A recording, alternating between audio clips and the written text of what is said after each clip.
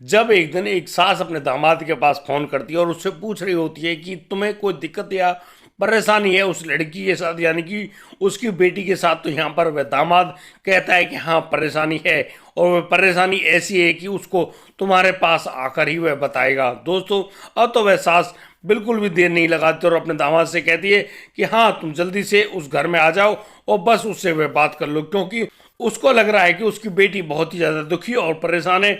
वह अपनी बेटी को खुश देखना चाहती है। दोस्तों, इस पूरी बात को सुनकर अब तो वह जो लड़का है, यानी कि वह जो दामाद प्रवीण है, वह अपनी सास के पास चला जाता है। दोस्तों, वह यहाँ पर जैसे अपनी सास के पास गया है, वह अपनी सास की खूबसूरती को देखकर जैसे कि पहले से ही बेहाल था और भी ज़्यादा कायल हो जाता है। और दोस्तों, वह अपनी सास को देखते ही कह बैठता है कि तुमने उसके दिल को चुरा लिया है। वह दिन रात उनके सपने में आती रहती है और बस वह तुम्हारे बारे में ही सोचा करता है। जब तुम हो ही इतनी खूबसूरत तो फिर वह तुम्हारी बेटी की तरफ क्यों देखे। दोस्तों, इन बातों को वह जब सास सुन रही होती है तो वो बिल्कुल दंग रह जाती है और अपने दामाद के मुंह से निकल रही इन बातों को सुनकर अजीब सा महसूस करने लगती है। तो बस वह सास अपने दामाद से कहती है, अच्छा मेरी बेटी से बात नहीं करने की मुख्य वजह तो मैं हूँ, कोई बात नहीं, यहाँ मैं अपनी कुर्बानी दूंगी। और दोस्तों, फिर तो उस रात वह दामाद अपनी सास के पास जाकर सोता है। और दोस्तों, यहाँ पर वे दोनों बहुत ज़्यादा मज़े करने वाले हैं। दोस्तों, एक दिन जब वह दामाद अपनी सास के पास आया हुआ था और बस वही काम कर रहा था, अचानक उसको देख लेता है उसका ससुर। और दोस्तों, जैसे उस ससुर ने उस आदमी, उस लड़के को देखा, उसके पैरों तले जमीन खिसक गई। दोस्तों, यहाँ पर वह ससुर लेता है एक ऐसा अहम फैसला जिसको जानकर आप लोग भी दंग रह जाएंगे। दोस्तों, बड़ी ही रोमांचक ये इस कहानी, पूरी कहानी को जानने के लिए आप बने रहिए मेरे साथ वीडियो में अंत तक। नमस्कार, आदाब, सत श्री अकाल दोस्तों, स्वागत है आपका हमारे यूट्यूब चैनल किस्से क्राइम के। और दोस्तों, आपसे वही प्यार भरी गुजारिश, आगे बढ़ने से पहले हमारे चैनल को सब्सक्राइब करना, नोटिफिकेशन की बेल को दबाना बिल्कुल मत भूलिएगा। दोस्तों, आज का बेहद ही हैरान कर देने वाला मामला सामने आया है हरदोई उत्तर प्रदेश से। दोस्तों, हरदोई का वह गांव जहां पर वह व्यक्ति अपनी पत्नी यानी कि गीता के साथ अपनी जो बेटी हैं दो, यानी कि बड़ी बेटी जो पायल है और छोटी बेटी अंजलि, उनके साथ बड़े ही हिसाब से रहा करते हैं। दोस्तों, यहाँ पर जहाँ वह व्यक्ति अपनी एक प्रिंटिंग प्रेस का काम किया करते हैं, वहीं पर वह गीता जो कि बहुत ही खूबसूरत होती हैं। दोस्तों, यहाँ पर उस व्यक्ति की जो पत्नी यानी कि गीता है, उसकी चर्चाएं तो सभी के मुंह पर होती हैं। दरअसल ये जो गीता है, ये दिखती ही इतनी सुंदर होती हैं और दोस्तों, इनकी उम्र किसी भी रूप में इनके चेहरे पर नहीं झलकती है। दोस्तों, इनकी उम्र तो 38 साल हो गई है, लेकिन ये किसी भी सूरत से 38 साल की सी नहीं लगती हैं। ये तो बिल्कुल ऐसी नज़र आती हैं जैसे कोई 24-25 साल की नई लड़की हो। और दोस्तों, कभी कभी तो इनकी खुद की बेटी भी अपनी माँ की खूबसूरती को देखकर उनसे पूछती रहती है कि उसकी खूबसूरती का राज क्या है। लेकिन दोस्तों, यहाँ पर वह गीता कुछ भी नहीं कहती और वह कहती है कि यह तो उसके माता पिता की देन है, इसीलिए वह इतनी सुंदर है। और यदि उससे सुंदरता बनाई जाती या किसी को दी जाती तो वह अपनी बेटियों को ही खुश रखती। और दोस्तों, इसी प्रकार से अब वह जो गीता अपने बच्चों के साथ बड़े ही प्यार से रह रही होती है। दोस्तों, अब ये जो गीता है, इसकी बड़ी बेटी यानी कि वह जो पायल है, जिसकी उम्र करीब 19 साल हो गई है, वह शादी के लायक तो हो गई थी। दोस्तों, यहाँ पर वह अपने पति से कहती है कि इसके लिए कोई अच्छा सा लड़का ढूंढ लो। और दोस्तों, यहाँ पर वह पिता भी अपनी बेटी के संबंध के लिए लड़का ढूंढने में जुटा हुआ होता है। दरअसल उसको एक ऐसे लड़के के बारे में मालूम चलता है। उस लड़के का नाम होता है प्रवीण।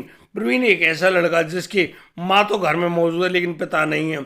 प्रवीण अपने घर में अपनी माँ के साथ रहा करता है और एक कंपनी में जॉब किया करता है। दोस्तों, प्रवीण उस कंपनी में काम करके अच्छा पैसा कमा रहा होता है और बस बड़ी ही खुशी से अपनी ज़िंदगी जी रहा होता है। दोस्तों, अब तो वह जो आदमी है वह पहुंच जाता अपनी बेटी का संबंध लेकर उस प्रवीण के घर पर और उसकी माँ से बातचीत करने में जुट जाता है। दोस्तों, यहाँ पर दोनों की बातें होती हैं और दोनों एक दूसरे की जो फोटो होते हैं उनका आदान प्रदान करते हैं और बस उन लड़कों, उन बच्चों को अपने बच्चों के लिए पसंद कर लेते हैं। दोस्तों, यानी कि उस प्रवीण की जो संबंध है वह तय कर दिया गया था उस पायल नाम की लड़की के साथ। और दोस्तों, तय किए गए समय सीमा के मुताबिक अब तो उन दोनों की शादी भी हो जाती है। दोस्तों, लेकिन उस शादी में जब वह प्रवीण आया हुआ था और दोस्तों वह उस शादी को कर रहा था, वह यहाँ पर एक खूबसूरत महिला को देखता है।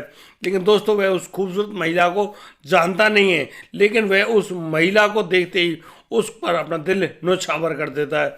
दरअसल उसको कुछ समय बाद मालूम चलता है कि यह तो उसकी होने वाली जो बीवी है उसकी माँ है। दोस्तों इस बात को जानकर प्रवीण बहुत ही ज़्यादा खुश होता है और वह सोचता है कि हाँ, उसके तो दोनों हाथों में लड्डू हैं। और दोस्तों यहाँ पर प्रवीण उस पायल से शादी करने के बाद वापस लौट जाता है अपने घर। और लेकिन दोस्तों यहाँ वापस जाने के बाद अब तो जहाँ एक और पति पत्नी के रूप में जहाँ उनकी एक नई ज़िंदगी शुरू होने वाली थी, लेकिन वहाँ पर वह ज़िंदगी शुरू नहीं होती। और दोस्तों वह बहुत ही ज़्यादा दुखी और परेशान सी होती है वह पायल, क्योंकि अब तो उसका जो पति यानी कि जो प्रवीण है उसको घास तक नहीं डालता। यानी कि घास डालने की बात मैं इसलिए कह रहा हूँ कि उससे कोई भी प्यार भरी बातचीत नहीं किया करता। वह तो बस अपनी खाना पूर्ति यानी कि खाना ले जाना है और तो और जो कंपनी जाना उसका काम था, लेकिन वह उसको खास तवज्जो नहीं दिया करता। दोस्तों जहाँ उस प्रवीण के दिमाग में उसकी सास का वह भूत चढ़ा हुआ था, वह तो अपनी उस पत्नी को किसी भी प्रकार से तवज्जो नहीं दिया करता था। दोस्तों इस बात से लगातार परेशान हुआ करती थी वह लड़की पायल, और वह अपनी माता पिता से कहती थी कि ये जो लड़का प्रवीण है उसके लिए जो तुमने पति रूप में चुना है वह तो उससे कोई बात ही नहीं करता। दोस्तों इस बात से बहुत ही ज़्यादा परेशान होती है उस पायल की माँ। अब दोस्तों वह गीता एक दिन फ़ोन कर बैठती है अपने उस दामाद के पास और कहती है कि भाई तुम उस लड़की को खास तवज्जो क्यों नहीं देते हो, आखिर तुम्हारे बीच में चल क्या रहा है। लेकिन दोस्तों यहाँ पर वह कहता है, जो प्रवीण है वह अपनी सास से कहता है कि जब से तुमको देखा है तब से उसका मन ही नहीं लगता, वह बस एक ही बात चाहता है कि वह तुमसे आकर बात करे। और दोस्तों अब तो ये जो सास है यह उस मसले को निपटाना चाहती थी और बस वह अपने दामाद को अपने घर बुला लेती है। दोस्तों उस दिन जैसे वह दामाद अपनी सास के घर पे पहुंचा था, उस घर में उसका ससुर तो मौजूद नहीं था। उसकी जो छोटी बेटी है अंजलि वह पढ़ने के लिए गई हुई थी। और दोस्तों यहाँ पर वह दामाद अपनी उस सास के साथ उस कमरे में बैठा हुआ था।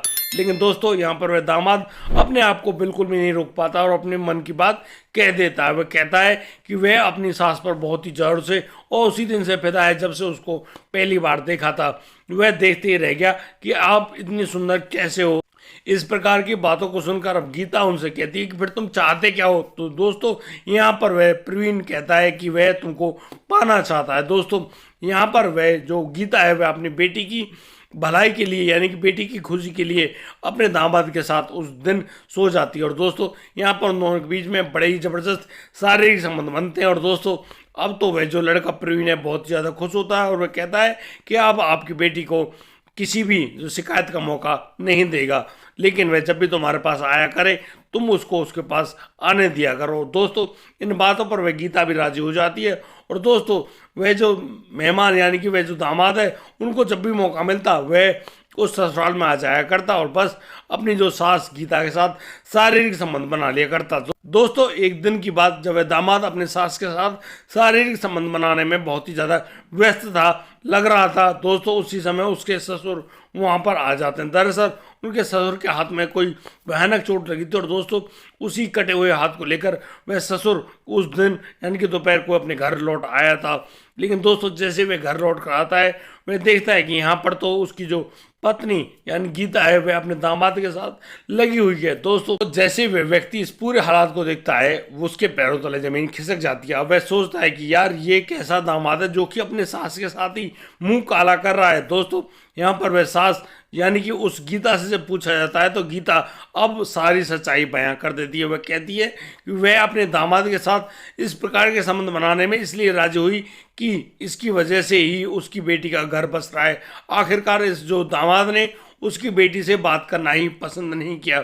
दोस्तों जैसे भी व्यक्ति इस पूरी घटना के बारे में जानकारी पाता है अब तो वह बहुत ही ज़्यादा दुखी और परेशान होता है, लेकिन वह एक ऐसे अहम निर्णय पे पहुंचता है। वह अपनी बेटी यानी कि उस पायल के पास फ़ोन करता है और दोस्तों यहाँ पर वह पायल से कहता है कि वह उसके घर आ जाए। दोस्तों वह व्यक्ति अब पायल को अपने घर तो बुला लेता है और बस उस जो लड़के यानी कि उस प्रवीण के ऊपर एक केस दर्ज करवाता है। दोस्तों यहाँ पर उसकी बहू के साथ यानी कि अपनी सास के साथ ज़बरदस्ती करने के लिए, उसकी बेटी को मानसिक रूप से प्रताड़ित करने के लिए यानी कि बहुत सारे ऐसे आरोप लगाकर उसकी कंप्लेंट कर दी जाती है पुलिस के पास। और दोस्तों पुलिस पर जैसे ये कंप्लेंट गई थी अब तो पुलिस उस लड़के प्रवीण के ऊपर कार्रवाई करती है और उसको अब खींचकर जेल में डाल देती है। लेकिन दोस्तों यहाँ पर वह पिता भी अपनी बेटी को उससे यानी कि तलाक दिलवा देता है और बस उसकी दूसरी जगह एक अच्छा सा लड़का देखकर उसकी शादी तय कर देता है। और दोस्तों जैसे तैसे अब उनका जीवन ठीक ढंग से चल रहा होता है। दोस्तों इस पूरे घटनाक्रम को सुनाने का उद्देश्य किसी को परेशान करना नहीं है, किसी का दिल दुखाना नहीं है। हमारा केवल एक ही उद्देश्य है कि दोस्तों बुरी बातों, अवैध संबंधों, इन सारे मामलों से बचकर रहें। आप खुश रहें, अपने परिवार को खुश रखें और आप जहां भी जाएं खुशियां ही बांटते जाएं। दोस्तों एक व्यक्ति जो कि अपनी सास पर ही ऐसा कायल हो गया था कि वह अपनी नई पत्नी को तवज्जो नहीं दे रहा था, जो कि निहायत ही गलत है। दोस्तों इन अवैध संबंधों के चलते न जाने कितने परिवारों को, अपने भरे पूरे परिवार को उजाड़ना पड़ गया, न जाने कितने ही लोग खून से लाल हो गए, न जाने कितने ही परिवारों को अपने प्यारे खोने पड़ गए इन अवैध संबंधों के चलते। दोस्तों इस प्रकार के किसी भी मामले में जाने से पहले 10,000 बार जरूर सोचें, और दोस्तों इतना तो जरूर ही सोच लें क्योंकि इनका जो फायदा है वह तो कभी होगा ही नहीं दोस्तों। लेकिन आज जहां जेलें भरी पड़ी हैं, जहां अदालतों में कितने सारे मामले भरे पड़े हैं दोस्तों, जिनकी सुनवाई होती नहीं है, तारीख पर तारीख चलती रहती हैं। दरअसल ये जो मामले हैं ये सारे हमारे मन के द्वारा उत्पन्न की गई हुई चेष्टाएं हैं, जिनके चलते हमको इतना बुरा मामला भुगतना पड़ता है। दोस्तों मेरा आपसे निवेदन है कि हमेशा अपने मन की ना सुने, अपने आत्मा की भी सुने और थोड़ा सा संयम जरूर बरतें हैं। दोस्तों आज के लिए सिर्फ इतना ही। अब दीजिए मुझे इजाज़त, मिलता हूँ कल, लाता हूँ एक और नया संस्केज मामला। तब तक के लिए आप बढ़िया रहें, बेहतरीन रहें, अपना और अपने परिवार का बखूबी ख्याल रखते रहें। जय हिंद, जय भारत।